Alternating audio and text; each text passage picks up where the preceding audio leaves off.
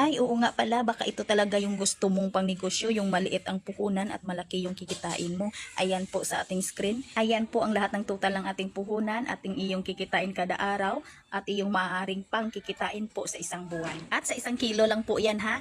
Paano pa kaya kung makagawa ka dito ng 2, 3 kilo or mahigit pa, malaki yung kikitain mo at talaga namang dudoble ang inyong kikitain dito. Yung total na puhunan na nilagay ko sa ating screen ay mataas na po ito na pagka-compute ko. Kaya kung ito talaga yung bit mo, samahan mo ako at tapusin mong panoorin itong video. Sa ating simpleng recipe ngayon ay gagamit lang po tayo dito ng marshmallow at saka yung ating breadcrumbs, kaya huwag na nating patagalin. Simulan na po natin. So dito na-prepare ko na po yung ating mga ingredients. Hindi po tayo dito maglagay ng large shortening. Mga langga, kailangan po talaga natin itong margarine. Hindi talaga pwede itong mawala ha, para iwas kunat po yung ating dough. Kasi may nagtatanong sa akin